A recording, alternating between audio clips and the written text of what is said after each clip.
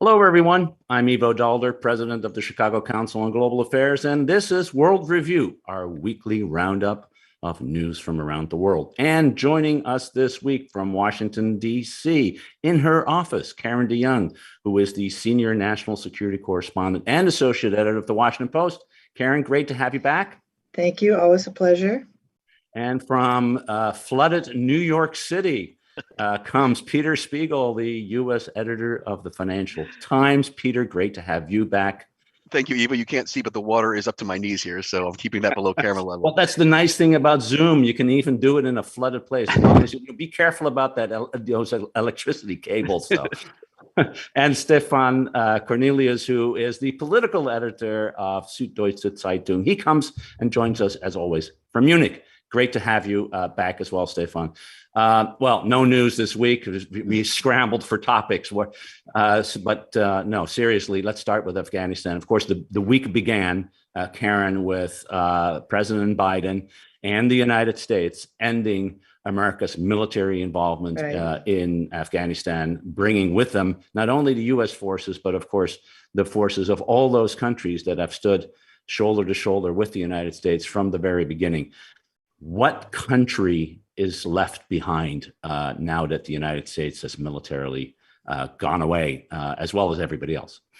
Well, I think that's the big question, and a week has gone by almost, and still no one knows the answer to that. I mean, you began the week with the last U.S. Evacuation military flight going out. Biden gave a big speech on Monday and said, just as I promised, war is over.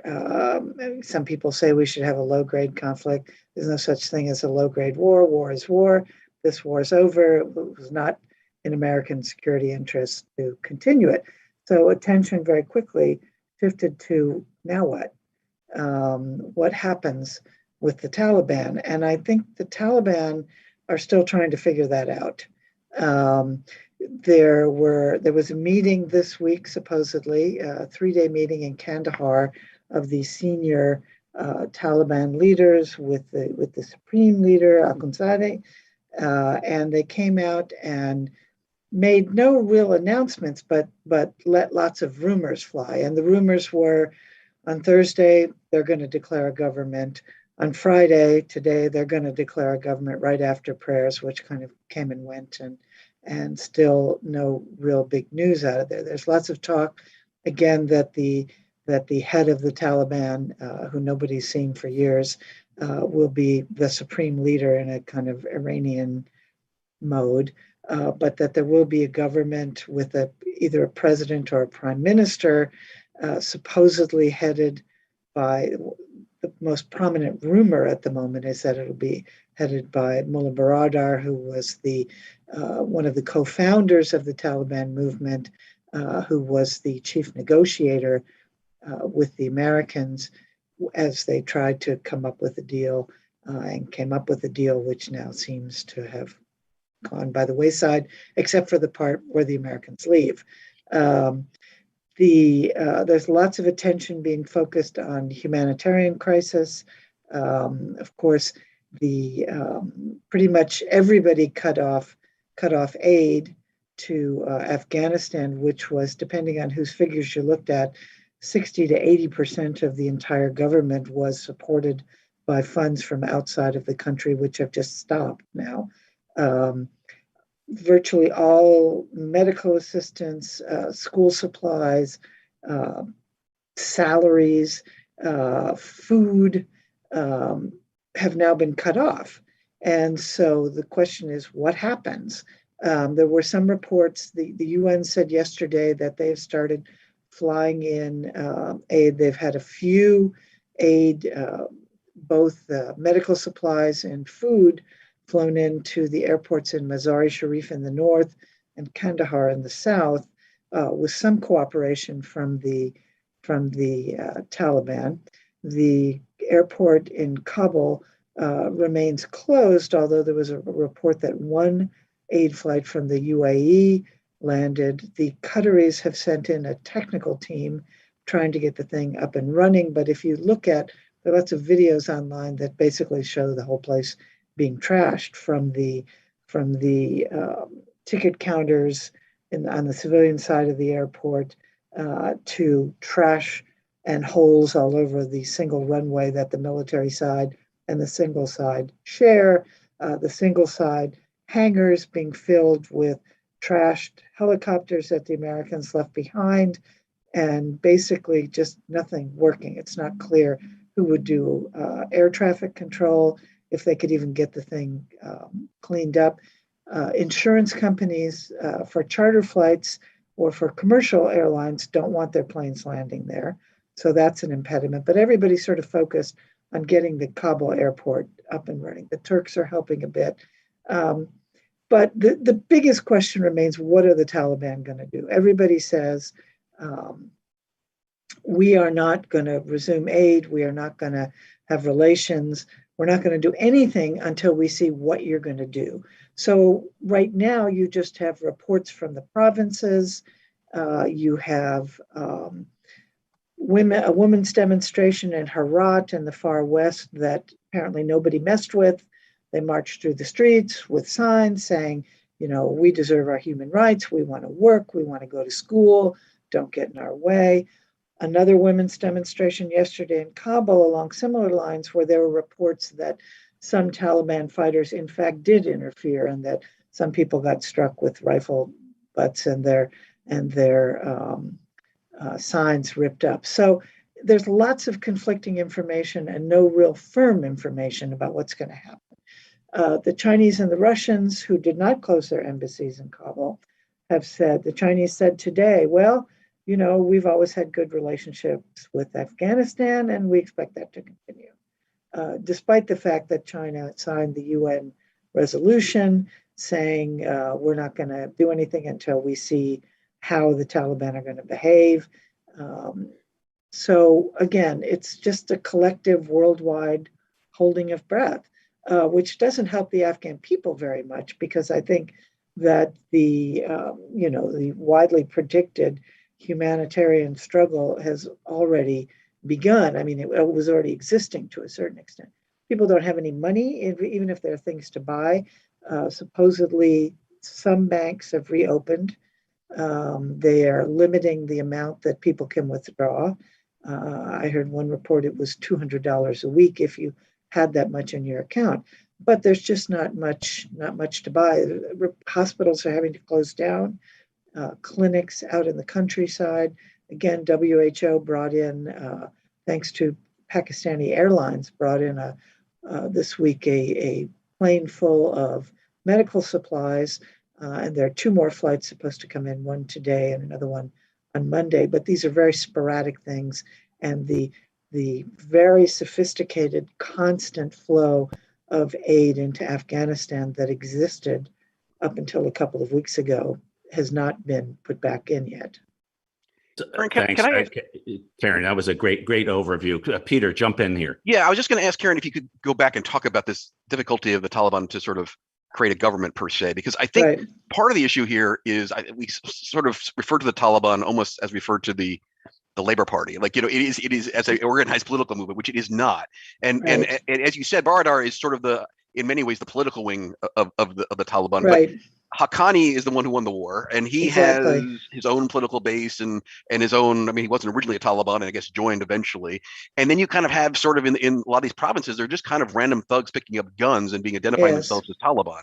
And this is, and then you actually in the Panjshir Valley, you seem to have talking about the sons of, you have, Ahmed Shah Massoud's son seeming to decide that the Panjshiris are going to fight back against the Taliban. I guess my question for you then is sort of, we seem to be thinking that there's the Taliban ready to go to take over the government and run the government, when actually this is a country that's been almost ungovernable for centuries. I'm just curious what you think the fallout's likely to be, and whether the Taliban actually will be able to sort of consolidate authority, consolidate power, and actually do anything along the lines of running the country. Well, they've gone to great pains in terms of at least their spokespeople in Kabul, who have been giving press conferences and interviews to say that, yes, we're getting organized out in the provinces. We have a governor appointed in every province. We have a chief law enforcement officer appointed in every province. Who knows? And I think, too, you're right, there are lots of different factions, although some Afghan experts would argue that the hierarchy is actually pretty structured and tends to keep a pretty tight control. Haqqani will definitely have a principal role in the government, probably in some kind of security capacity. That could be a problem. There's the relatively nice face of Baradar, who sat at a table and negotiated and seems to be fairly sophisticated. There's also the huge problem of tens of thousands of fighters who have spent literally their entire lives being fighters for the Taliban and being usually not very far from where they're from.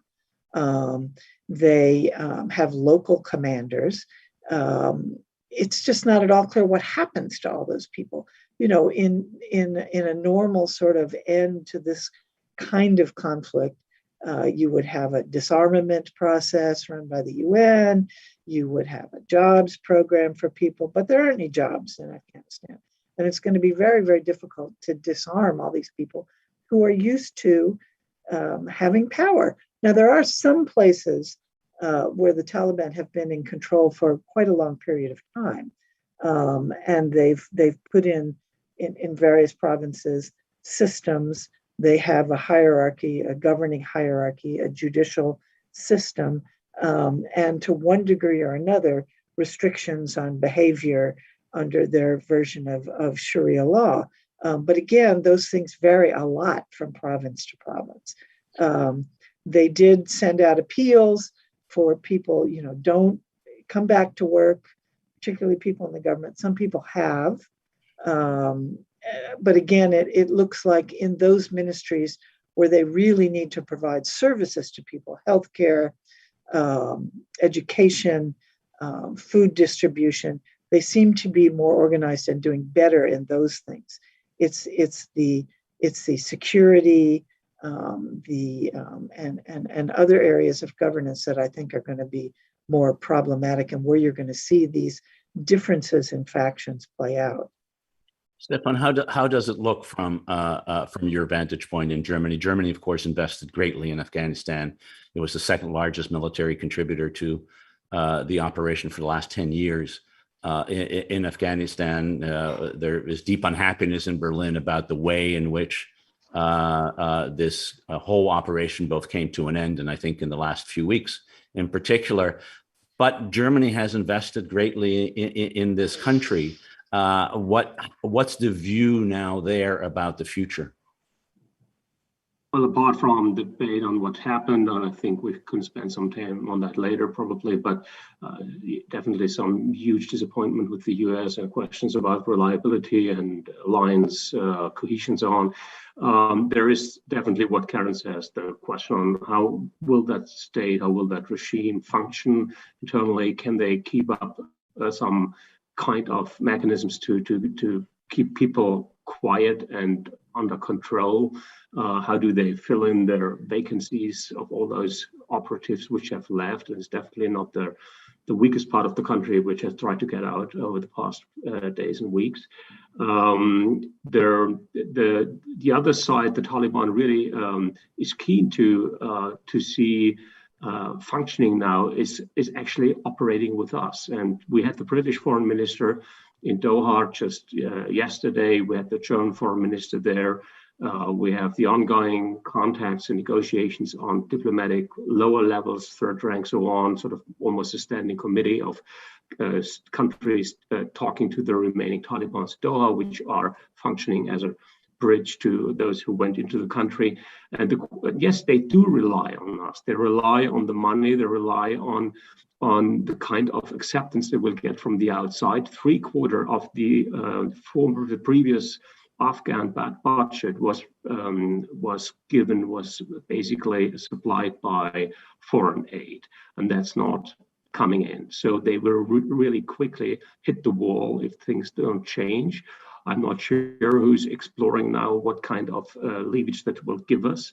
I think there is something to negotiate, but I was surprised on how quick, especially the German side, but also the British, were prepared to openly confront the Taliban, not actually confront them, but actually go to Doha and establish lines of communication.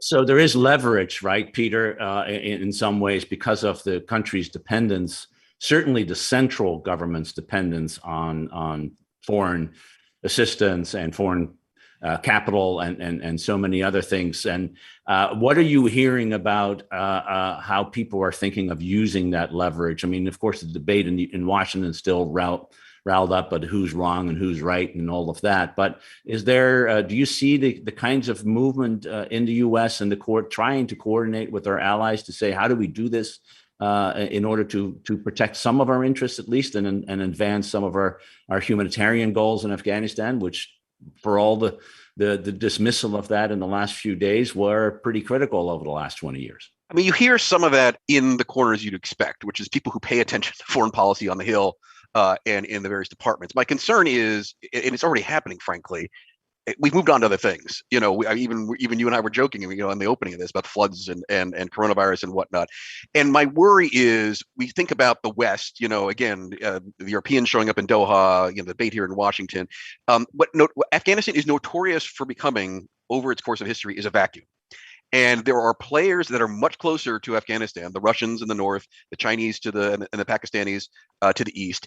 And the reason I kind of was pushing Karen on this issue of can the Taliban get together and form a government is I do think over the course, maybe in the medium term, but possibly in the short term, you're going to get some sort of breakdown in what is governance in Afghanistan. I suspect you're going to get a return to ethnocentric sectarianism and violence. You're seeing it again, as I said, with the Tajiks already. And so I guess if there is a vacuum and the West in general tends to move on, and there is not what we learned from the last time, you know, the Soviets pulled out of Afghanistan, is that American attention shifts and aid shifts, and people start thinking about other things and trying to come up with an aid program for Afghanistan through Congress and through NATO. I think it's going to be very difficult. And as a result, I think what you're going to see is the Russians, the Chinese, the Pakistanis moving into Iranians, if you want to talk to the West, start moving into that vacuum, and you're going to get a bit of the recreation of the great game. And I do think that is a recipe for a mess, because, you know, if you talk about, I mean, Joe Biden keeps saying there is no American interest in Afghanistan. I'm sorry, there is. This is a crossroads of the great powers of Central and East Asia, and they could end up in a proxy war in Afghanistan as a result. So I guess in answer to your question is you start hearing some discussion of, gosh, we need to start focusing on humanitarian aid and propping up stability in Afghanistan, even from afar.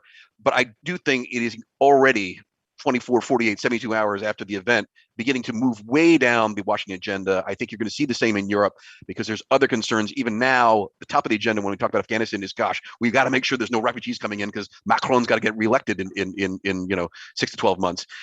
So I'm slightly pessimistic on this front. I do not think the West is going to be able to come up with something that really stabilizes Afghanistan, and as a result, a vacuum will develop that a lot of our rivals in the region will be taking advantage of. Well, but Peter, aren't the Russians and the Chinese very hesitant in moving in? And I mean, they have their own concerns. They might want to sell some weapons, but what are the Taliban's keen for? How can we buy them, to be quite honest? Well, look, I mean, I think the Chinese are very, very concerned about Islamism. I mean, I remember my first trip down to Guantanamo Bay, you know, shortly after the fall of the Taliban. I mean, there were Uyghurs who were fighting with the Islamists and in Afghanistan, and they are very concerned about radicalization spilling over the border, although it's a small border, into China. So there is interest in China. And again, I think the Russians are concerned about instability. You're right. They don't want to get directly involved. But if we start seeing instability in the region, they are going to need to get involved, because it directly affects their ethnic minorities on their borders, and as a result. And again, not to go on too long, but you do have the India-Pakistan sort of generational conflict or generations conflict that will be played out in some of those regions as well. So I just think that yes, there is no right now interest in the Chinese or the Russians to get directly involved, but they may be sucked in because of I think, inevitable instability in the country. Karen, go.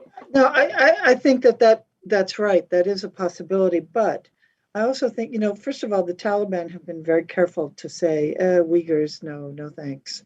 We don't interested in messing with the Uyghurs. And they've kind of sent a pretty direct message to the Chinese. And remember that there were high-level Taliban delegations in the past few months that went to Beijing, met with the foreign minister.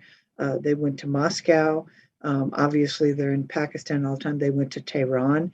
And so I think they have their relations with those people set. And they know, I believe, that while those countries want influence, they're not going to give them a lot of money. And that's a problem. And I think they need a lot of money for all the reasons that we've talked about. So, you know, everybody, the Western powers are all converging on Doha, and they're all talking constantly. The UN seems to be holding pretty firm on no money.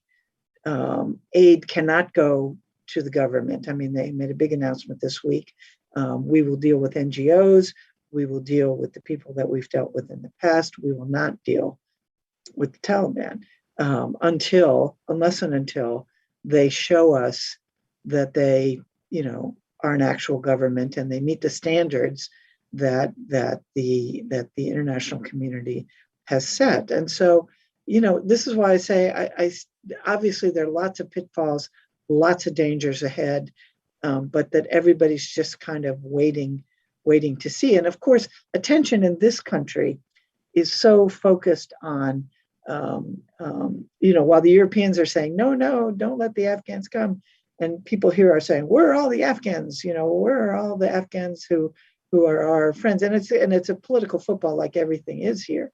But I think that that's sort of the focus. We ran a poll this morning that said that the majority of people, Republicans, Democrats, Independents, favored getting out of Afghanistan. No question about that. The majority also believes that the withdrawal was very badly handled. And so for Biden, politically, the extent to which he can get that part of it settled, you know, and not have this constant, you know, veterans groups and human rights groups saying, oh my God, we can't get our people out, and the Biden administration is actually standing in our way, and the Taliban says, no, these people can't leave, then it will continue to be a political issue for Biden. But I think that that's the focus in this country. I think, you know, the popular expectation is still that the Taliban are going to screw up and do terrible things. So again, I think we just have to wait and see. Stefan, final point before we turn to the next subject to you on the refugee issue, which was such a dominant issue in 2015, and particularly in Germany. Is it different this time around? Is there a different consensus within Germany or within Europe? Or is it open arms because these are people who helped us and we therefore need to help them? It's going to be more complex. It's actually rather dangerous, especially on perspective for Macron and his elections. Right now, it's open arms and said, oh, we're full of guilt and we should have brought out so many more people. The Turks are building a fence on the Iranian border. They're keeping them away. All those trips to the region aim only at one question: how do we get out our people and sort of those who are depending on us? This will cease. This will disappear, and then we will be again facing a huge influx of refugees, and they will find ways to come. So yes, Europe is the prime target to go. The other thing we really have to watch is extremism. We really didn't touch about it, but this is what history tells us. Peter said it, Karen said it. This is what will really brew within Afghanistan. Al-Qaeda is back, ISIS is back, and they will also not keep to the domestic or to the inner Afghan battleground. They will turn outwards. And so I expect with those refugees coming also, again, some kind of threats. We'll be watching this space closely. It's a devilishly complicated situation. All these kinds of situations are normally difficult, but when you then pull out existing structures that people have relied upon for 20 years, vacuums and strange things and uncalculable things are happening. As the former guy who got us into this. These are unknown unknowns, or maybe known unknowns. That's a Donald Rumsfeldism. Let's switch over, sort of, Peter, because everything that was going on this week included a visit of a man who had wanted to visit the Oval Office since he was elected. The president of Ukraine, Mr. Zelensky, he finally got his Oval Office visit, not quite in the same way that we talked about in 2019 and 2020. But their concern was, oh my God, Afghanistan, the U.S. isn't serious about Afghanistan. Why would they be serious about us?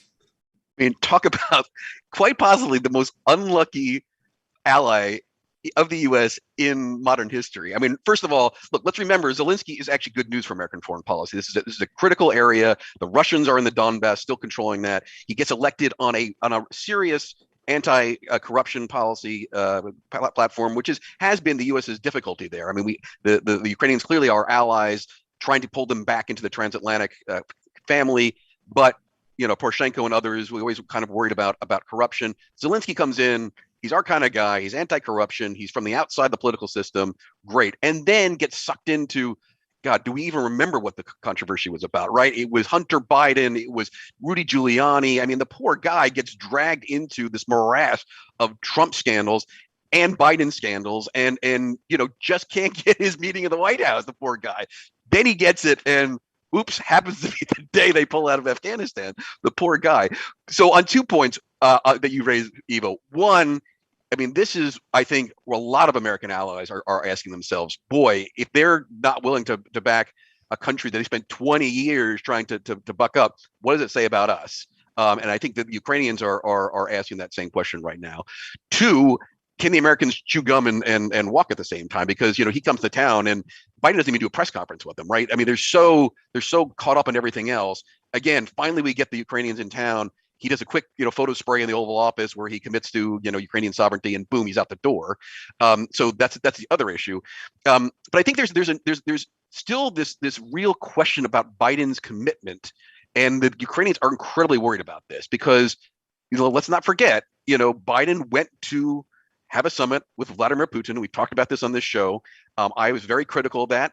In Biden's press conference, of all the things he wagged his finger at Putin about, from cyber hacking to election interference, the word Ukraine was not mentioned. And the Ukrainians were sort of like, hey guys, we got Russian troops or at least Russian-backed forces in our country.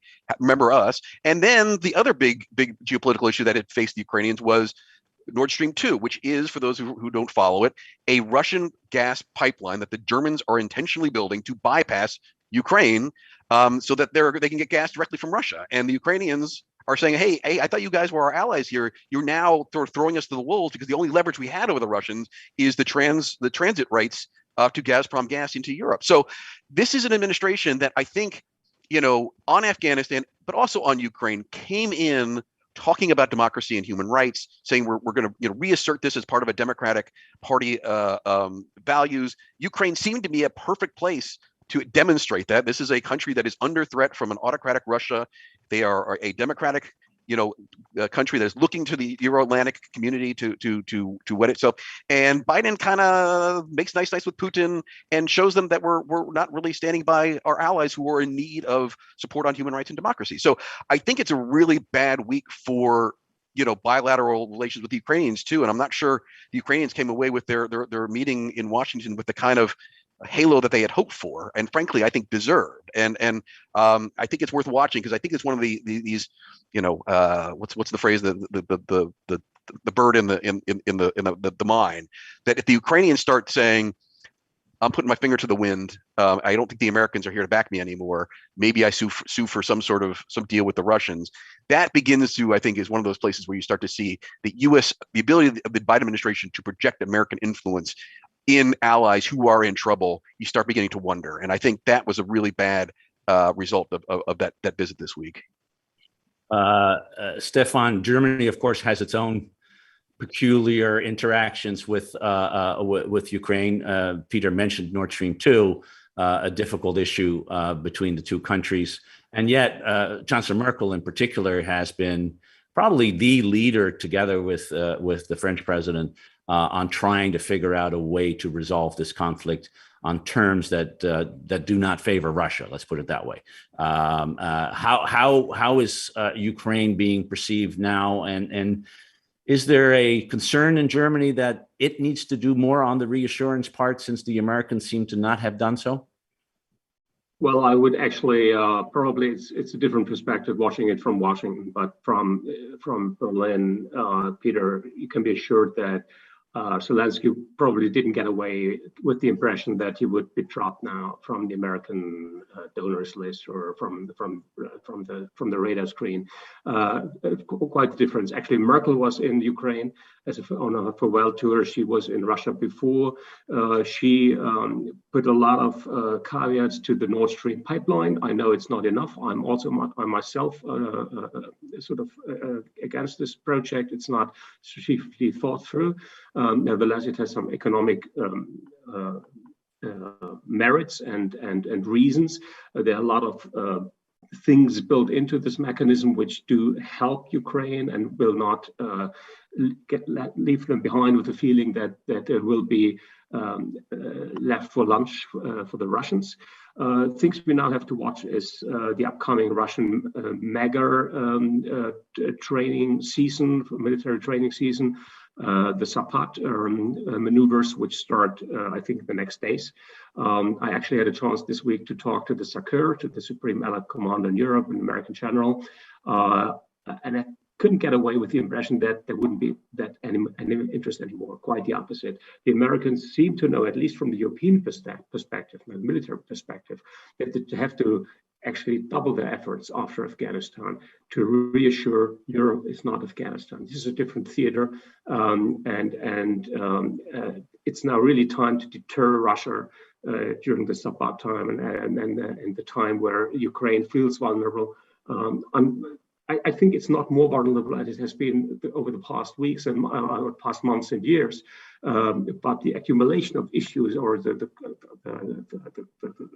actually the fallout from Afghanistan leaves a lot of people talking and worrying. But I think this will disappear, and I hope that Washington does see the need for European reassurance, and I'm pretty sure it will come. Stefan, can I ask you, because you're right, and Eve was also right, that Merkel almost singularly was the leader who dragged Europe into a hardline stance against the Russians on Ukraine. And I disagree with you slightly that the French were joined at the hip at this one, because I think the French and the Italians, frankly, would like to go back trading with the Russians. But obviously, the assumption was always that Merkel really stood the line here a bit because of her biography, right? Grew up in Eastern Germany, just has a personal dislike for Putin and Russians in general, I think. We're weeks away from a German election where Angela Merkel is going to exit the scene. Can we count on Germany and the German sort of foreign policy establishment sort of maintaining that hardline stance against the Russians at a time where Europe itself is not necessarily joining, or we're sort of relying on Merkel to sort of lead them in that regard? Stefan, hold that thought, because I think let's fold that into the discussion on the German elections, because I think it's critical. I want to give Karen an opportunity to jump in, and also, I mean, Zelensky did not go away empty-handed. He got from Washington. He got some fulfillment of a security package, which included something that Biden had long wanted: anti-tank missiles, javelins, et cetera. So how do you see it, Karen?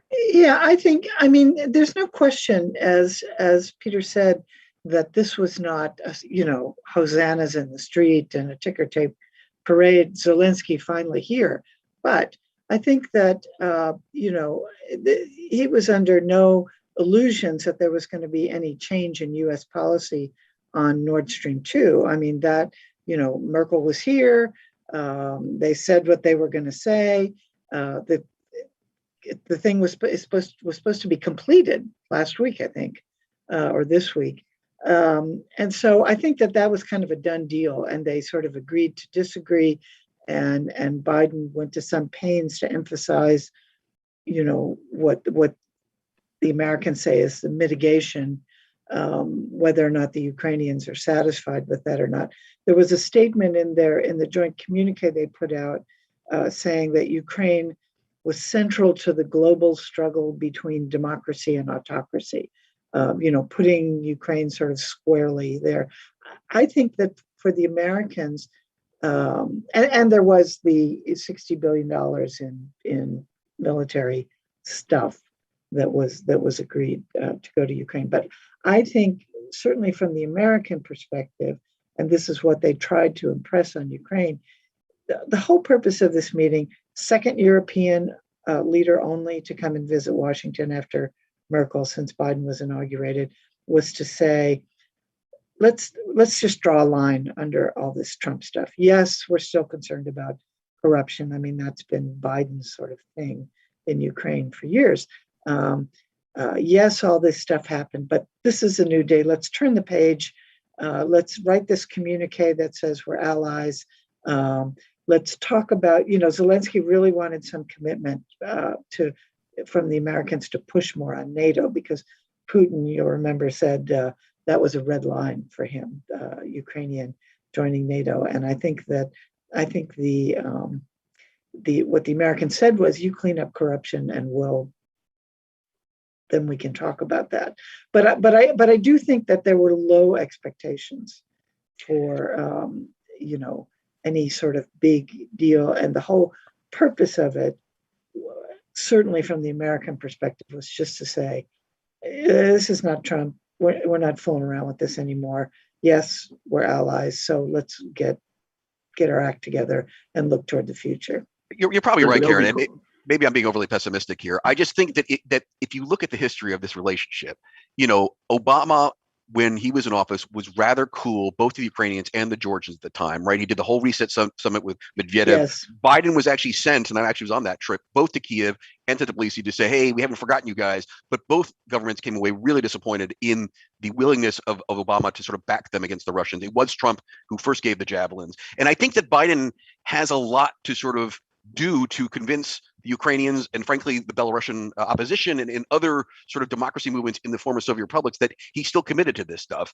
And you do have the Trump Hunter Biden stuff that still sort of is this dark cloud that sort of domestically hampers him. So I would have liked to have seen a more robust, from day one, offensive is the wrong word, but an opening to the Belarusian opposition, to Zelensky, to show that we said we have a democracy agenda. This is about these former Soviet republics that are under the thumb of Moscow, and I just don't think they've done it thus far. I think the democracy agenda is a subject we need to come back to, because it is the rhetoric early on compared to the actual actions one sees day to day.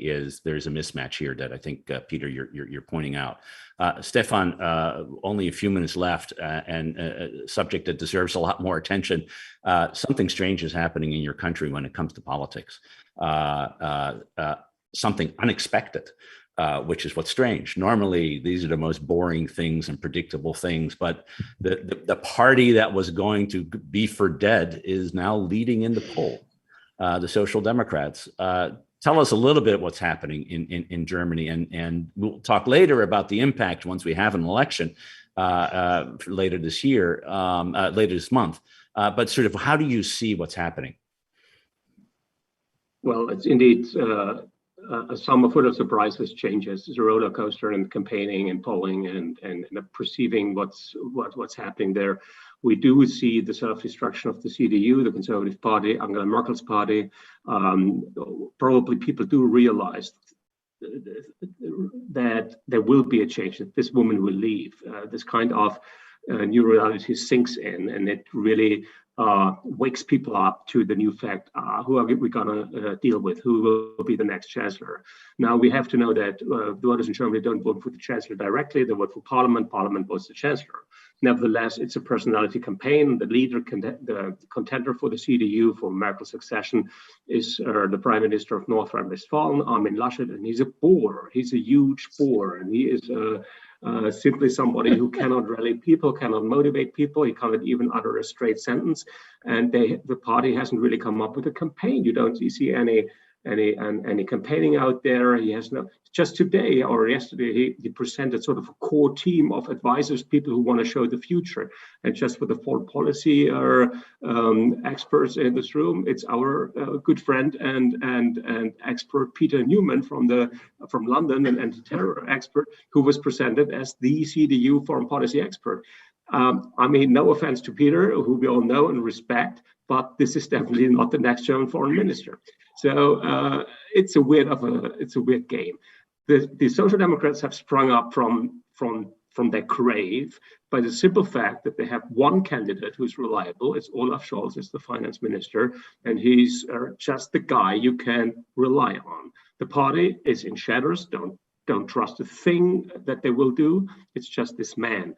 And so the voters are totally irritated. 50% of them are not decided yet. So expect the polls to change until election day, 26th of September. It's not the final word, but what we will see in the outcome is most likely a very level party field of three parties, the Greens, the Social Democrats, and the CDU, with sort of plus minus 20%.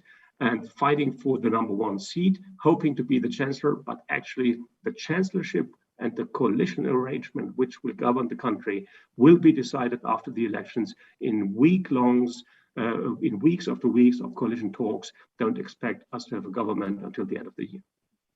So, Karen, I think the leitmotif of Americans' engagement in Europe, particularly after Brexit, has been the U.S.-German relationship. Right.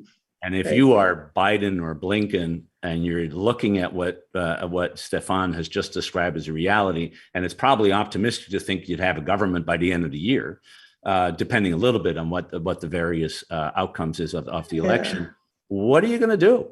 Who are you going to talk to? Because the French, of course, are also in an election. In 2022, and we know the relationship between Boris Johnson and Biden isn't great, but in any case, the UK no longer delivers Europe. It's even not clear that it delivers the UK. Yeah, I think that it's going to be a rough time until the beginning of the next year. You're right. I mean, it's not going to be France. France is not going to be the sort of what the United States looks to. I think what Stefan said about the finance minister is the only sort of reassuring thing that anybody has, that the economic relationship will sort of sail along, but there's a lot of unknown unknowns, as you said, and in a weird sort of way, it can even only be comfortable for the Biden administration, which is having so many of its own upheavals at the moment, to see others having similar problems or even worse problems politically. Distraction is a great thing, and we talked about this earlier. That in a way, for Biden to have floods, hurricanes, COVID, Ukraine, the Israeli leader visiting, gave them an opportunity to sort of act like the government again and not like this deer in the headlight, which is what they've been for the past 2 weeks. So, I don't know enough about politics in Europe to know how steady the transitions will be. I'd be interested to know. Stefan talked about the CDU. I don't know what that means for the far right and the sort of coalitions. Are they just out of the picture now altogether? Well, they're shrunken, and they will not recover. And to assure you, I mean, first, there's a very well functioning apparatus. There are people there who run the country without having the leading politicians. Right. Second, as for now, the most likely next chancellor, Olaf Scholz, is a very reliable transatlantic figure. He's basically copying Angela Merkel, and so there's continuity. And there will be a three-party government, most likely with the Greens and the Liberals. The Liberals are undauntedly transatlantic and staunch in their beliefs. There's nothing to fear. And the Greens are Merkel plus moral. So we might have a little bit of a more moralistic foreign policy approach, but a very realistic one, especially versus Russia. So yes, it'll be rough. It's a really rough ride, but I don't fear there will be a big disruption. I could just make one last pitch on why Americans should pay attention to this, because I think sometimes we get distracted. And it's to your point, Ivo. I just remember when I was in Brussels, a very senior State Department official came through town and we were talking about Ukraine issues. And there was a question around the time that it was a CIA mole in the German Defense Ministry that they had to kick out the station chief. And there was a big question in Washington about how Merkel deal with that. And I was in one of these off the records, and the official said, Merkel is so central to us because the French are weak and the British are distracted. And I don't think most Americans realize the extent to which the Americans have relied very heavily on Germany to carry a lot of water on the transatlantic relationship, to get the allies alongside on Ukraine, on other issues that are important to American foreign policy. So if you do have a disruption, I guess, in the German political system, uncertainty about who's chancellor, uncertainty about German policy there. Again, this vacuum issue comes to the fore, because you get a lot of talk from the French in particular post-Afghanistan. Hey guys, we got to stop relying on the transatlantic relationship for our security. We have to develop something within the EU, something jointly with the Germans perhaps, to do our own European security policy. And I think that, as a result, begins to undermine American influence on global affairs, because frankly, when things go badly, there is only one place in the world where the U.S. can reliably turn to for help on the international stage, and that's been Europe. And if the Germans are in a bit of political chaos, I think that really does undermine Biden's ability to get that assistance. Well, and just to put a final point on it, and it's been Merkel for 16 years who's been that key to that relationship, and finding a replacement for her. And if it's Olaf Scholz or whoever it is, finding someone who can maintain that kind of influence, not only in Germany, which I think is unquestioned, but actually within Europe, is going to be the important thing to watch. We'll be back talking about German politics, Ukrainian fears and Afghan instability, and so much else next week for another session of World Review. But for this week, I want to thank Karen DeYoung, Peter Spiegel, and Stefan Kornelius for making us all a little wiser about what's happening around the world. Thank you all for joining us, and we'll see you again next week. In the meantime, have a great weekend. And for those of us in the United States, have a great long weekend and enjoy. Take care.